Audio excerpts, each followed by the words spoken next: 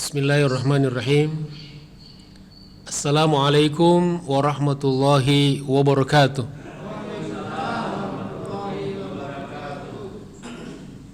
Alhamdulillahi rabbil alamin. Wabihi nasta'inu ala umuri dunya waddin. Wassalatu wassalamu ala ashrafil anbiya'i wa afdalil mursalin. Wa ala alihi wa sahbihi ajma'in.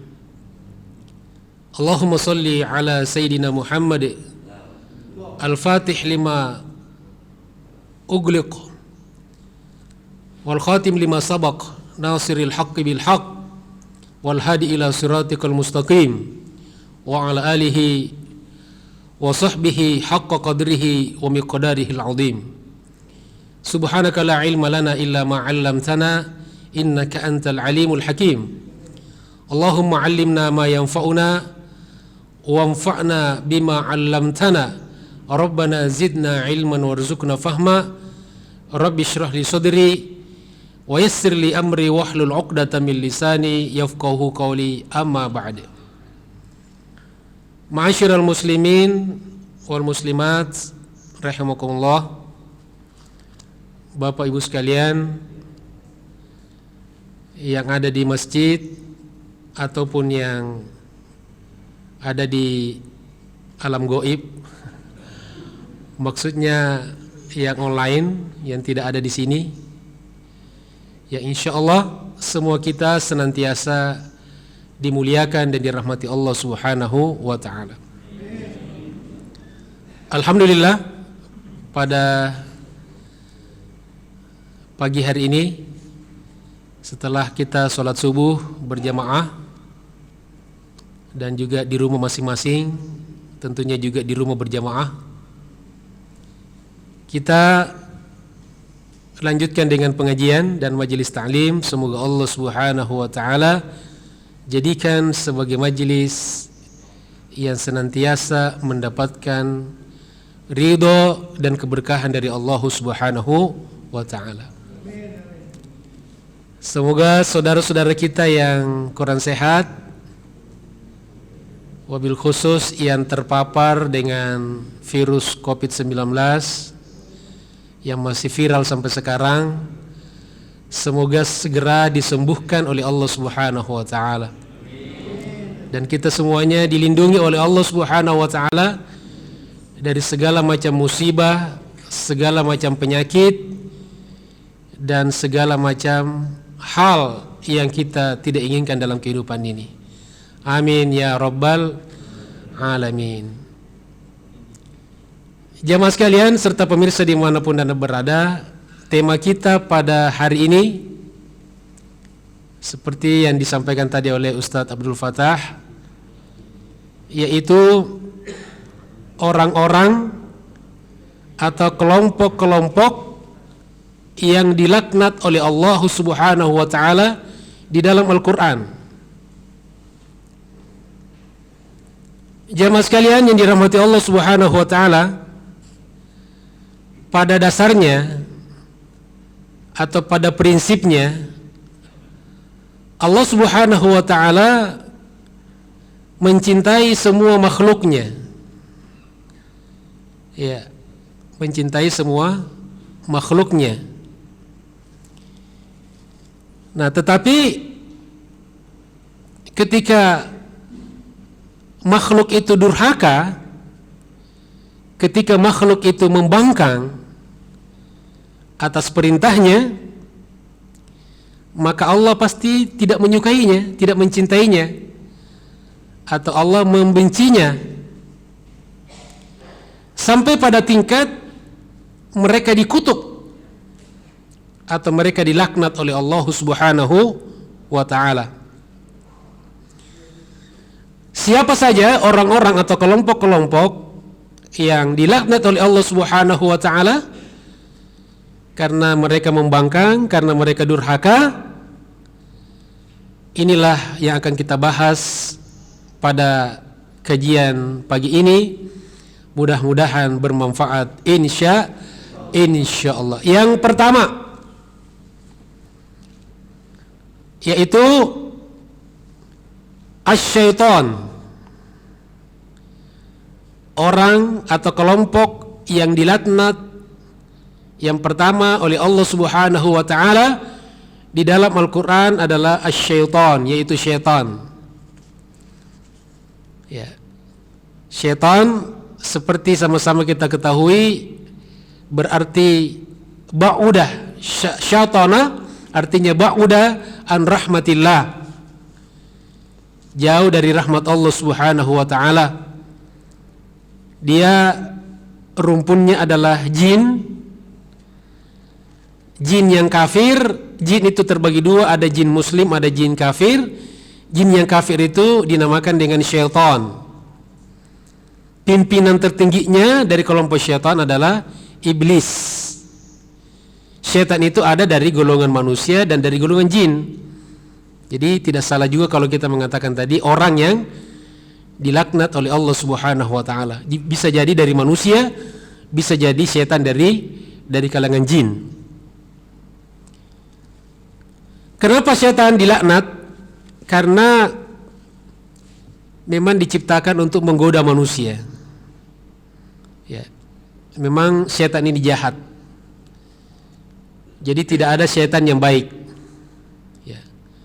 Tidak ada setan yang mendingan. Ini rada-rada bagus nih, gitu ya. Ya. Jadi pokoknya kalau setan, kalau sifat itu masuk ke dalam manusia, maka dia menjadi syaitanul ins. Manusia atau setan yang berbentuk manusia. Ya, dia menggoda, menjerumuskan manusia. Pokoknya kalau setan itu tidak ada yang baik. Tidak ada yang ajarannya bagus, tidak ada yang ajarannya benar. Ya. Makanya kalau ada orang yang suka menggoda, suka menjerumuskan, mengajak kepada perbuatan keburukan, kemaksiatan, nah itu berarti manusia yang bersifat syaitan. Jamaah sekalian yang dirahmati Allah Subhanahu wa taala, bisa kita lihat antara lain di dalam Al-Qur'an di surat An-Nisa. Surat An-Nisa ayat 117 dan 118. A'udzu billahi minasyaitonir rajim. Iyad'una min dunihi illa inatha. Yang mereka sembah selain Allah Subhanahu wa taala tidak lain adalah berhala. Wa iyad'una, dan yang mereka sembah illa syaitanan marida, tiada lain adalah syaitan yang durhaka. Maka Allah Subhanahu wa taala la'anahu Allah, dia dilaknat oleh Allah Subhanahu wa taala. Wa qala, dan setelah setan dilaknat oleh Allah Subhanahu wa taala, dia juga nantangin Allah. Ya. Udah terlanjur basah deh gitu kan istilahnya. Sudah terlanjur terjerumus. Maka dia berkata kepada Allah, la attakhidanna min ibadika, sungguh benar-benar aku akan mengambil dari kalangan hamba-hambamu. Jadi ini seakan-akan dia pamit kepada Allah, dia minta izin juga kepada Allah. Tapi pamitannya enggak bagus gitu. Jadi pamitan pengen menggoda. Jadi pokoknya saya akan mengambil dari kalangan hamba-hambamu ya Allah, orang-orang yang akan dijadikan binaan setan. Ya, binaan setan, regenerasi setan. Ya, bisa ini dari manusia. Jadi direkrut. Ada rekrutmen dari setan. Maka dicuci otaknya, dicuci hatinya, dicuci jiwanya. Nasiban mafruḍa. Tapi tentu tidak semua bisa digoda oleh setan. Hanya sebagian saja. Tentu yang lemah, yang tidak punya imunitas keimanan, yang tidak punya imunitas akidah, ya, yang tidak punya imunitas pemahaman Islam yang baik, inilah yang gampang diberdayakan oleh setan, yang gampang direkrut, yang termasuk orang-orang yang suka menyendiri, ya, yang duduk di pojok-pojok, gitu kan. Ya, bukan di masjid, bukan. Ya, misalnya dia di rumah, dia menyendiri, gitu kan. Ya, makan sendiri, minum sendiri, ya. Akhirnya tertidur sendiri, gitu. Ini yang biasanya gampang didekati oleh setan, kemudian digoda dan kemudian dijerumuskan. Jadi insya Allah tidak semua. Kalau yang di masjid, setan tidak berani menggoda. Ya, kalau di masjid, nanti di luar, ya lain lagi. Tungguin di pintu masjid. Ya. Tapi kalau kita bekalan kita kuat, maka insya Allah dari masjid ke rumah, dari rumah ke masjid, setan tidak bisa menggoda kita. Ya, bahkan kalau mendengarkan azan, setan itu lari terbirit-birit, takut kepada ayat kursi, takut kepada Al-Quran. Dan ini semua aktivitas yang kita lakukan sehari-hari. Maka insya Allah, nah, kita tidak termasuk dari nasiban mafruḍa, tidak termasuk kelompok yang sudah diidentifikasi oleh setan. Jadi setan juga punya pemetaan rekrutmen. Siapa nih di antara warga di sini yang bisa kita rekrut? Ya, dia tidak sembarang juga menggoda. Karena kalau salah-salah dia bisa kembali kepada dirinya. Ya, dan begitulah semua penjahat-penjahat, orang-orang yang menyebarkan pemikiran-pemikiran kekufuran, pemikiran-pemikiran orientalis, pemikiran-pemikiran komunis dan seterusnya, dia memetakan dulu. Ya, siapa-siapa yang bisa digoda, siapa-siapa yang bisa direkrut. Ya, kemudian baru dicanangkanlah program-program dan seterusnya. Semoga Allah Subhanahu wa taala melindungi diri kita, anak cucu kita, keluarga kita, umat kita, bangsa dan negara kita dari berbagai macam godaan syaitan. Insya Allah.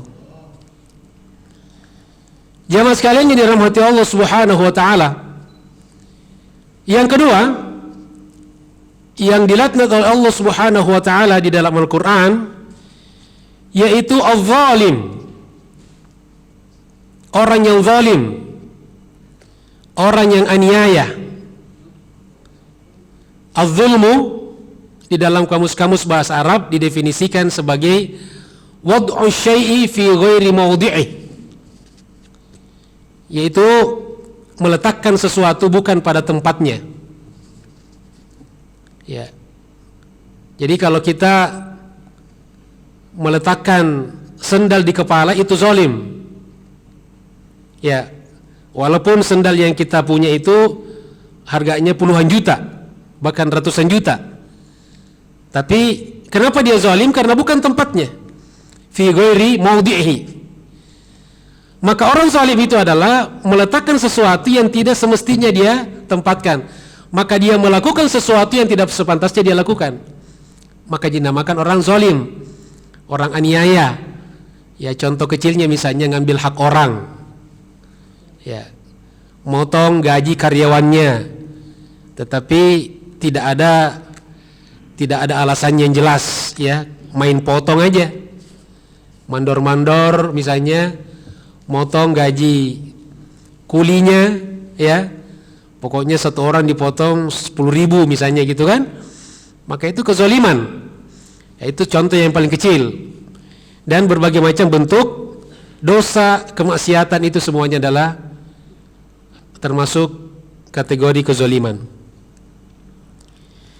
Kenapa kezaliman ini atau orang zalim dilaknat dan dikutuk oleh Allah Subhanahu wa taala? Oleh karena kezaliman adalah kegelapan dalam kehidupan kita, wabil khusus di akhirat kelak. Sebagaimana sabda Nabi sallallahu alaihi wasallam dalam hadis riwayat Imam Muslim, "Az-zulmu dzulumatu yaumal qiyamah." Kezaliman itu adalah kegelapan demi kegelapan di hari kelak, di hari kiamat kelak. Ya, jadi kalau di hari kiamat saja gelap, maka tentu juga di dunia akan gelap. Kalau dia tidak kembali kepada meletakkan sesuatu pada tempatnya. Ya, yang bisa mengembalikan sesuatu pada tempatnya adalah tobat. Tobat itu artinya roja'ah, kembali ke jalan yang benar. Artinya kembali dia menempatkan sesuatu pada tempatnya itu. Jamaah sekalian yang dirahmati Allah Subhanahu wa taala, kita bisa lihat di dalam surat Al-A'raf. Surat Al-A'raf ayat 44. A'udzu billahi minasyaitonir rajim. Wa man azlamu mimman iftara 'ala Allahi kadhiba. Dan siapa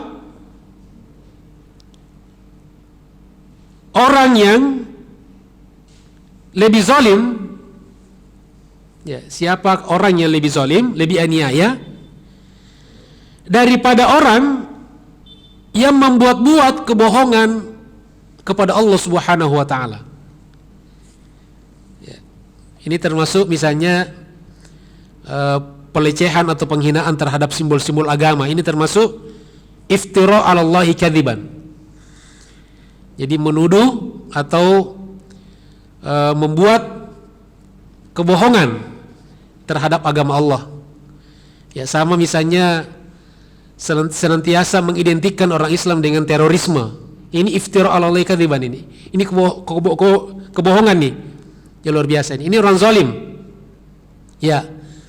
Jadi pokoknya kalau orang Islam itu teroris, ya, jahat, ya, yang harus diperangi dan seterusnya. Ini berarti dia zalim. Kata Allah, siapakah yang lebih aniaya daripada orang yang sering membuat-buat kebohongan kepada Allah? Ya, kebohongan yang dilengketkan dengan agama Allah. Ya, termasuk penghinaan terhadap simbol-simbol keagamaan, penghinaan kepada ulama, ya, kepada ajaran Islam, kepada syariat dan seterusnya. Lalu kata Allah, ulaika, mereka itulah yu'raduna ala rabbihim, akan diperhadapkan kepada Tuhan mereka. Ya, jadi kalaupun di dunia misalnya orang-orang yang menistakan agama dia merasa aman karena dilindungin atau ada orang yang melindunginya sehingga kebal hukum, maka ya jangan senang dulu, karena di akhirat kelak mereka akan dihadapkan kepada Tuhan mereka, kepada Allah Subhanahu wa taala.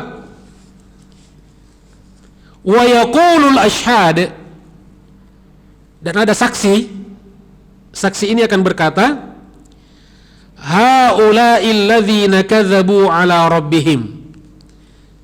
Ya Allah, mereka itulah orang-orang yang mendustakan atas Tuhan mereka, yang mendustakan Allah, yang mendustakan agama, yang menistakan agama, yang menghinakan agama. Jadi mungkin dia tidak ngomong, tapi di akhirat kelak akan banyak saksi, ya, dan saksinya nggak bisa disogok. Ya, beda dengan di dunia, bisa diancam, bisa disogok. Kalau saksi di akhirat kelak di pengadilan Allah Subhanahu wa taala, semuanya jujur, semuanya takut kepada Allah Subhanahu wa taala. Lalu ala laknatullahi 'alal zalimin. Ingatlah laknat Allah terhadap atau atas orang-orang yang zalim. Ya, jadi orang-orang yang mendustakan agama Allah, orang-orang zalim adalah orang-orang yang dilaknat, yang dikutuk oleh Allah Subhanahu wa taala. Itu di surat Hud, tadi di surat Hud ayat 18. Jadi tolong dikoreksi, tadi surah Hud ayat 18.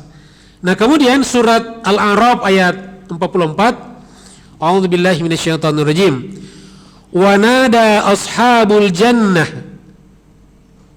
ashaban nar. Dan penghuni-penghuni sorga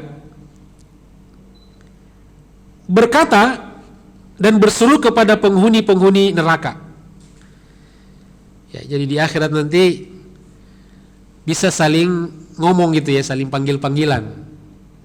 Ya, bagaimana caranya? Wallahu alam, apakah pakai WA atau pakai ya telepon dan seterusnya. Wallahu alam. Ini cara akhirat ya. Jadi berserulah penghuni surga kepada penghuni neraka. Qad wajadna ma wa'adana rabbuna haqqan. Kami sesungguhnya sudah mendapatkan apa yang Tuhan kami janjikan, yaitu kenikmatan surga. Ya. Fahal wajadtum ma wa'ada rabbukum haqqan. Apakah kalian juga sudah mendapatkan apa yang dijanjikan oleh Tuhan kalian, yaitu azab? Qalu, penghuni neraka berkata, na'am. Ya. Diakuin, karena tidak bisa berbohong lagi. Ini di akhirat. Jadi mereka mengakui kalau mereka sudah diazab, mereka masuk neraka. Lalu fa'adzana mu'adzinun bainahum. Lalu kemudian seorang yang berseru menyerukan di antara mereka, maksudnya seorang atau satu malaikat menyeru di antara mereka, al-la'natullahi 'alal zalimin. Laknat Allah dilimpahkan atas orang-orang yang zalim. Maka kita harus berhati-hati ya, mari kita senantiasa berupaya untuk menjauhkan diri kita dari segala macam bentuk kezaliman sekecil apapun. Insya Allah. Ya mungkin ada, ini kan cuma kecil, tapi kalau kecil tapi dibiasakan lama-lama jadi besar. Ya. Jamaah sekalian di dirahmati Allah Subhanahu wa taala. Kemudian yang ketiga, kelompok atau orang yang ketiga yang akan dilaknat oleh Allah di akhirat kelak, yaitu al-qatil. Ya, al-qatil yaitu orang yang membunuh. Ya, orang yang membunuh. Kenapa orang membunuh itu dilaknat oleh Allah Subhanahu wa taala? Karena dia seakan-akan mengambil alih tugas Allah. Karena yang menghidupkan dan mematikan itu adalah hak prerogatif Allah Subhanahu wa taala. Sehingga ketika ada orang yang membunuh makhluk ya dengan semena-mena tanpa hak, maka dia seakan-akan mengambil alih tugas Allah Subhanahu wa taala. Tentu tidak semua ya membunuh tidak dibolehkan. Ada juga membunuh, makanya istilahnya membunuh yang hak dan tidak hak. Misalnya orang yang dihukum mati. Ya. Orang sering ya, kenapa Islam itu kejam, ada hukuman mati dalam Islam, padahal hukuman yang di negara-negara tidak Islam juga sampai sekarang ada juga hukuman mati kan. Dengan segala macam bentuknya, cara-caranya. Ada dengan cara ditembak, ada dengan cara dipancung, ada dengan cara dipanah, digantung, ya seperti di Mesir, ya hukuman gantung. Ada yang pakai listrik, di strom, ya dan seterusnya. Itu mekanismenya, caranya. Tapi ada itu pembunuhan yang bersifat hukuman, ya. Jadi itu kenapa mereka dilaknat oleh Allah Subhanahu wa taala. Jadi ini dosa yang sangat besar sekali. Ya. Bisa Bapak Ibu lihat di surat An-Nisa ayat 93. An-Nisa 93. A'udzubillahi minasyaitonir rajim. Wa may yaqtul mu'mina muta'ammidan. Dan barang siapa yang membunuh orang beriman secara sengaja. Ya, secara sengaja. Karena di dalam hukum Islam membunuh dengan sengaja dan membunuh secara tidak sengaja berbeda. Ya. Saya biasa kalau di kelas ngajar, biasanya contohnya itu, Ustadz ada nggak membunuh yang tidak sengaja? Ada. Ya. Bagaimana? Apa contohnya? Misalnya saya sedang ngajar di kelas nih, ya, apanya? Iya. Jadi sedang ngajar, kemudian ada murid ya. Misalnya ada seorang guru di SD sedang ngajar di kelas. Kemudian ada murid berisik. Ya, udah ditegur masih juga berisik. Lalu bu guru ngambil spidol. Ya, Pak guru ngambil spidol lalu dilempar ke anak itu. Kena kepalanya, mati anak itu. Inna lillahi wa inna ilaihi raji'un. Maka itu dinamakan pembunuhan yang tidak disengaja. Kenapa? Pertama, niat guru tidak mau membunuh. Jahat amat kalau guru itu punya niat ingin membunuh muridnya. Ya amat aja nggak jahat. Ya. Yang kedua, alat yang dipakai itu bukan alat yang membunuh. Spidol bukan alat yang membunuh pada prinsipnya. Kecuali pakai pistol. Jadi ngajar bawa pistol kan? Ya, diam nggak gitu kan? Nah, itu pembunuhan yang disengaja. Itu diantara contohnya gitu kan. Jadi atau misalnya kalau seperti di Saudi Arabia itu ada orang ditabrak, ya tabrakan, ditabrak di jalan, mati yang ditabrak. Lalu ke pengadilan diusut, ya, jatuh-jatuhnya adalah pembunuhan tidak disengaja. Tapi ada juga pada kasus yang hampir sama, ditabrak juga, tapi di pengadilan diputuskan pembunuhan yang direncanakan, yang disengaja. Karena sengaja memang ditabrakkan gitu kan. Nah disinilah dibutuhkan kejelian daripada hakim ya dalam memutuskan berdasarkan bukti-bukti dan kemudian saksi-saksi yang didatangkan, yang dihadirkan. Dan barang siapa yang membunuh seorang orang beriman secara sengaja, fajazauhu jahannam, maka balasannya adalah neraka jahanam. Kalau tidak bertobat. Ya. Kalau tidak bertobat. Kalau dia tobat dihukum di dunia maka dibunuh juga kan? Kalau orang membunuh dibunuh. Ya, al-qatil yuqtal. Khalidan fiha, kekal di dalamnya, di dalam neraka jahanam. Wa ghadiballahu alaihi, dan murka Allah atasnya. Wa la'anahu, dan Allah melaknatnya. Wa a'adda lahu 'adzaban 'azima, dan Allah sediakan untuknya azab, siksaan yang besar, siksaan yang dahsyat. Nah itulah yang diberikan kepada orang-orang yang membunuh. Maka hati-hati Bapak Ibu sekalian, jamaah yang dirahmati Allah Subhanahu wa taala. Ya, jangan sampai kita hanya perkara sepele kemudian membunuh. Ya, apalagi orang beriman. Ya, bahaya. Ini ancamannya neraka jahanam, wa na'udzubillahi min zalik. Kan kita sering dengar nih Bapak Ibu sekalian, terutama di Indonesia nih. Kadang-kadang hanya gara-gara uang 1.000 ada orang ditusuk, ya, dibunuh. Hanya ada preman yang berebut lahan parkir, ya, lalu berkelahi, lalu dibunuh temannya sendiri. Ya, na'udzubillahi min zalik. Ya. Bahkan ada juga pembunuhan yang tidak langsung, tidak pakai senjata, tapi menggunakan misalnya sihir.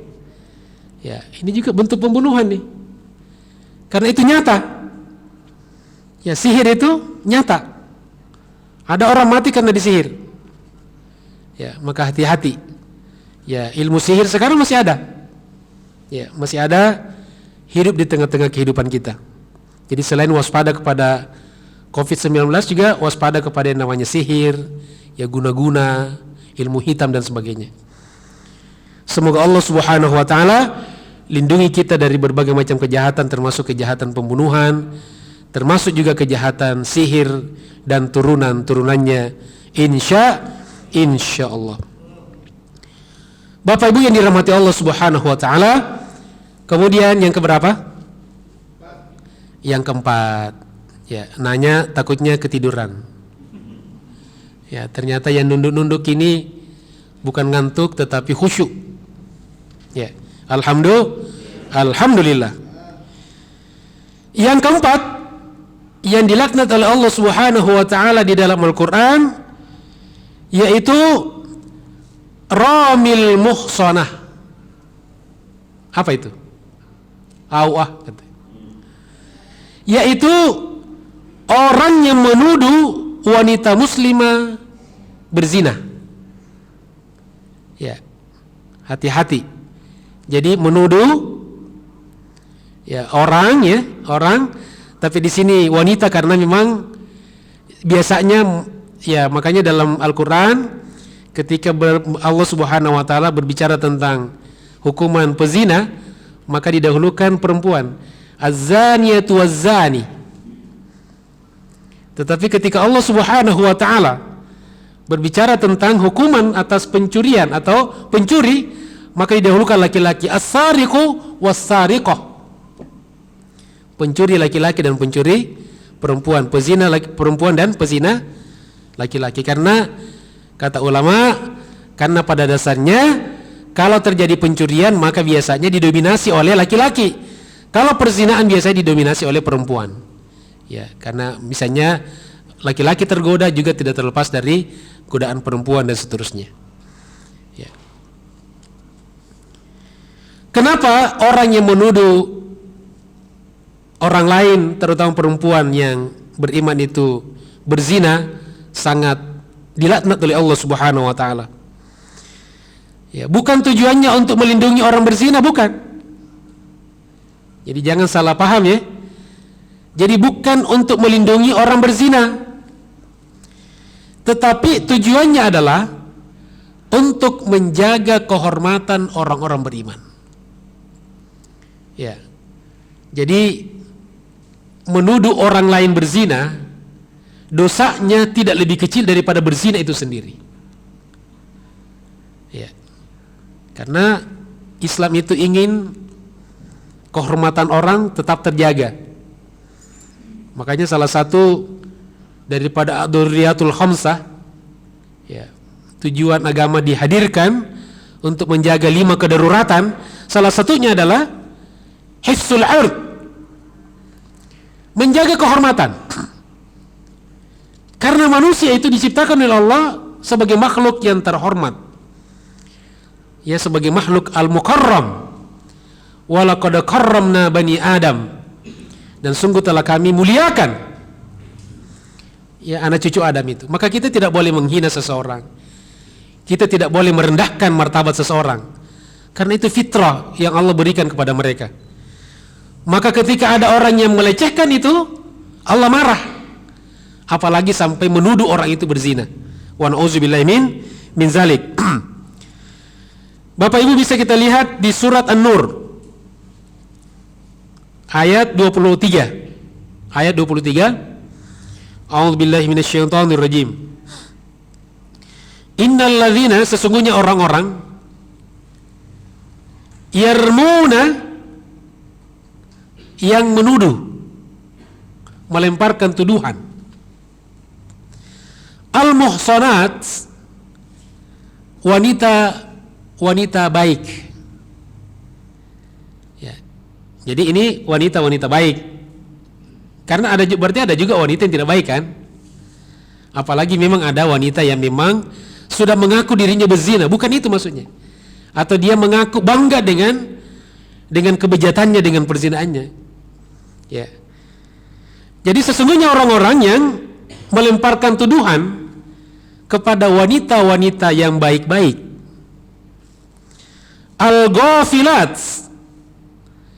Al-ghafilat ini artinya lengah. Jadi salah satu mananya, jadi dia tidak lengah dari gosip-gosip, lengah dari hiruk pikuk, tuduh menuduh. Ya, artinya bersihlah. Ya. Al-mu'minat, lagi beriman. Jadi baik, kemudian dia tidak jauh dari hal-hal yang bisa menghubungkan dia kepada perzinaan, lagi beriman.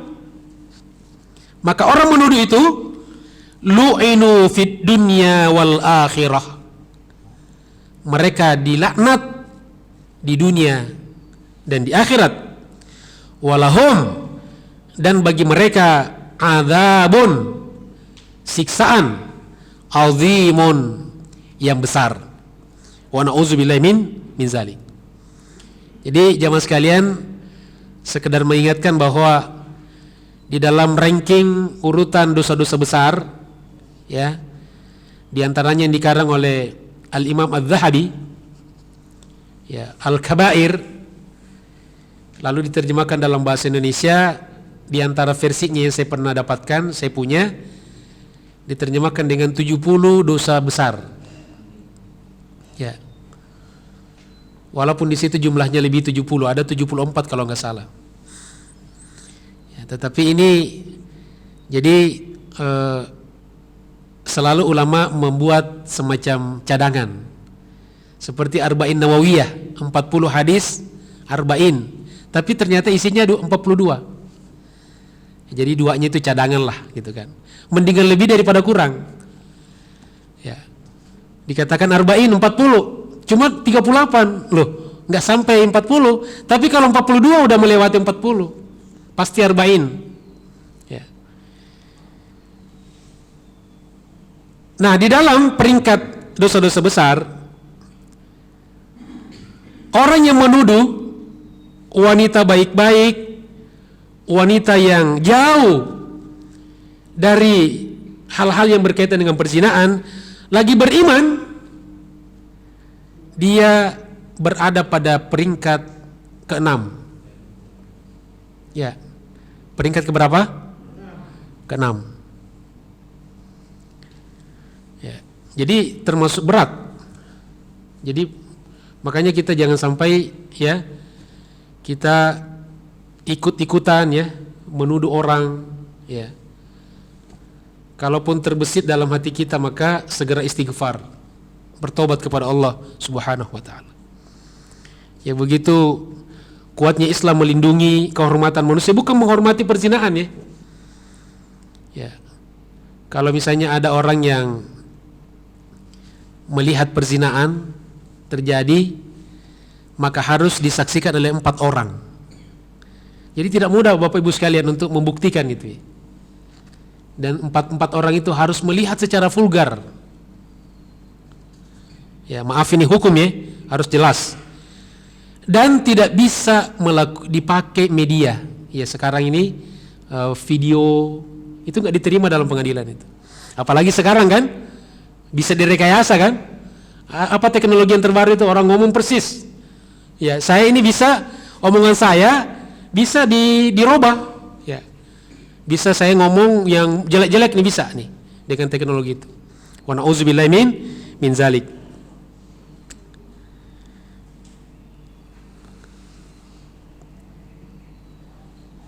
Apa hukumannya secara syariat? Bisa Bapak Ibu lihat di surat An-Nur juga ayat 4. A'udzubillahi minasyaitonirrajim. Walladzina yarmunal muhsanat, orang-orang yang menuduh orang-orang wanita baik-baik tadi, summa lam ya'tu bi arba'ati syuhada, kemudian mereka tidak mampu menghadirkan 4 orang saksi. Ya, yang saya jelaskan tadi, saksinya harus melihat, 4-empatnya melihat secara terang-terangan. Ya, misalnya ada 3 orang, dia disumpah, dia melihat terang-terangan. Kemudian saksi yang keempat ragu-ragu, saya cuma lihat di kamar berduaan, maka tidak diterima, ditolak semuanya. Thumma lam ya'tu bi arba'ati syuhada, kemudian mereka tidak bisa mendatangkan 4 orang saksi. Fajliduhum, maka cambuklah mereka, deralah mereka. Jadi hukumannya dicambuk berapa kali? 80 jaldah. 80 jaldah. Ya. 80 kali cambukan. Ya. Masya Allah. Dan tentu cambukannya sakit. Ya. Ada yang bilang mungkin sakitnya bisa ditahan gitu kan, tapi malunya itu. Jadi hukuman Islam itu, dalam Islam ada filosofinya, ya diantaranya memberikan efek jera. Ya, dan harus, makanya pelaksanaan eksekusi hukuman itu harus disaksikan, tidak boleh diam-diam. Ya, biar memunculkan efek jera. Wah, ternyata nggak enak ya, sakit ya, malu ya kalau kita melakukan seperti itu. Jamaah sekalian dirahmati Allah Subhanahu wa taala. Kemudian yang kelima, ya, orang atau kelompok yang dikutuk, dilaknat oleh Allah Subhanahu wa taala di dalam Al-Qur'an, yang kelima yaitu qati'ur rahim. Orang yang memutuskan silaturahim. Kenapa? Orang yang memutuskan silaturahim dosanya berat, dosanya besar, dan dikutuk oleh Allah Subhanahu wa taala, karena Islam mengajarkan kepada kita persatuan, menyuruh kita untuk berukhuwah, menyuruh kita untuk bersilaturahim. Tapi ini, orang ini justru sebaliknya, dia rusak, dia putus, maka dia berhak mendapatkan laknat dari Allah Subhanahu wa ta'ala. Bapak Ibu, bisa kita lihat di surat Ar-Ra'd, surat nomor 13 ayat 25. A'udzubillahi minasyaitonirrajim. Walladzina, dan orang-orang yang kuduna, yang merusak, ya, yang membatalkan. Apa yang dirusak? Ahdallahi, janji Allah, kesepakatan dengan Allah. Min ba'di mitsaqi, setelah perjanjian itu diikrarkan dengan kuat. Ya, kita kan ada perjanjian dengan Allah ya. Ya, ajaran syariah itu adalah komitmen perjanjian kita dengan Allah yang harus kita jaga. Dan kita sudah melalui itu dengan kesepakatan yang kuat, sudah diikrarkan dengan kuat. Sebelum kita lahir, ya, kita sudah berjanji. Dan orang-orang yang merusak perjanjian dengan Allah setelah diikrarkan dengan kuat, wa yaqta'una, dan mereka memutuskan, dari kata qata'ah, qata' itu memotong, dan mereka memutuskan ma amarallahu bihi ayyusal, apa-apa yang Allah perintahkan untuk disambung. Apa itu? Yang Allah perintahkan untuk disambung apa? Silaturahim. Ya. Jadi Allah suruh bersilaturahim, lalu mereka putus itu, ya. Wa yufsiduna fil ard, dan mereka merusak di muka bumi. Ya, merusak alam, merusak ekonomi, merusak pendidikan, merusak politik, dan berbagai macam bentuk kerusakan yang berlaku pada seluruh aspek kehidupan manusia. Jadi di sini bukan sekedar merusak hutan, bukan. Ya, tapi kerusakan apapun. Maka ulaika, mereka itulah lahumul la'nah. Ya, bagi mereka mendapatkan laknat, walahum su'udar, dan mereka mendapatkan tempat yang buruk. Ya, apa tempat yang buruk bagi mereka? Di akhirat adalah apa? Neraka, wa na'udzubillahi min zalik.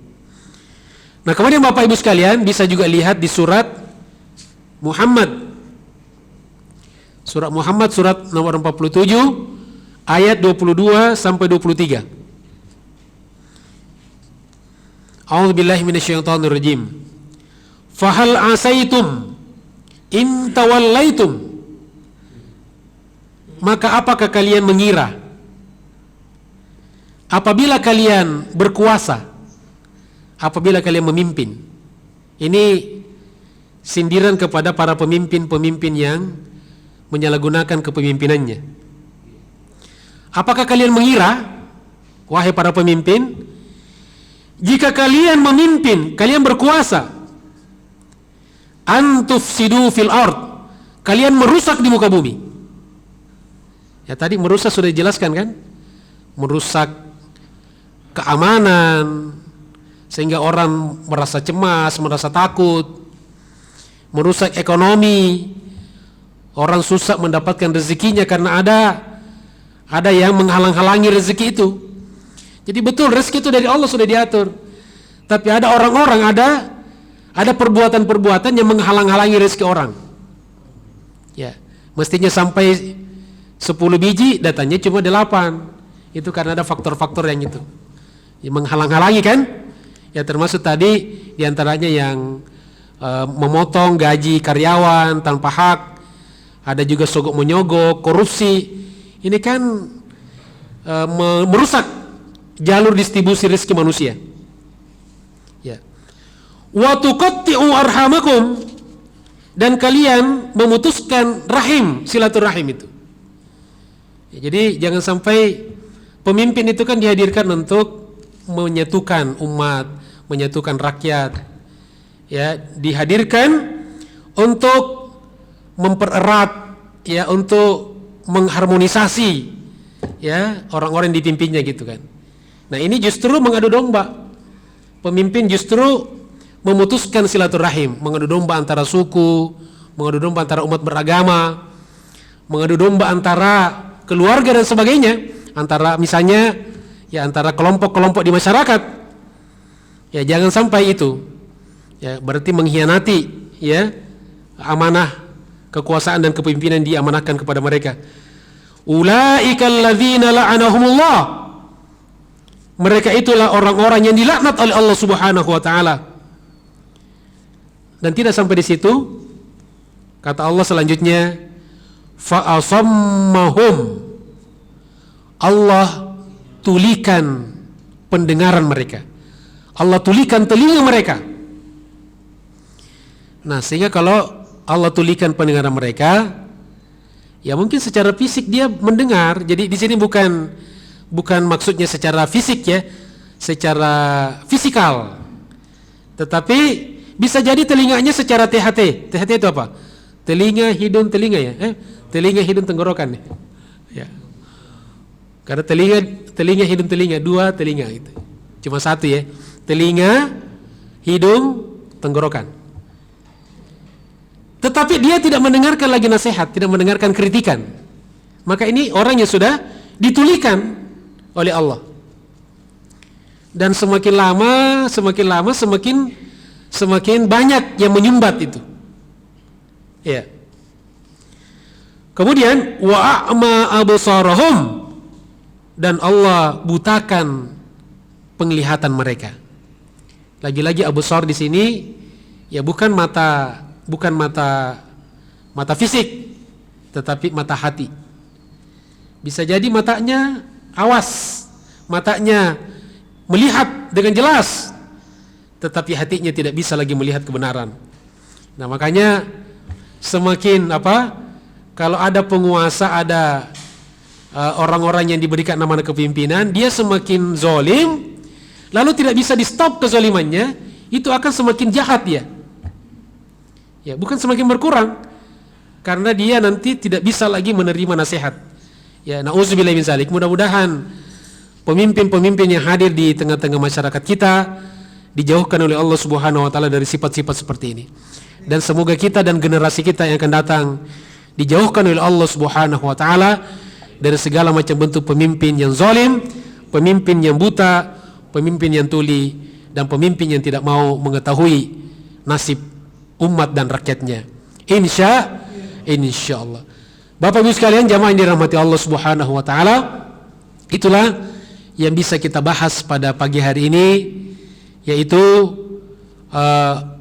orang-orang atau kelompok-kelompok yang dikutuk atau dilaknat oleh Allah Subhanahu wa taala di dalam Al-Qur'an. Yang pertama adalah syaitan, yang kedua adalah orang zalim, yang ketiga adalah orang yang membunuh, yang keempat adalah orang yang menuduh orang lain berzina, dan yang kelima adalah orang yang memutuskan silaturahim. Mudah-mudahan bermanfaat. Terima kasih atas segala perhatiannya. Mohon maaf atas segala kekurangannya. Walafu minkum. Wassalamualaikum warahmatullahi wabarakatuh.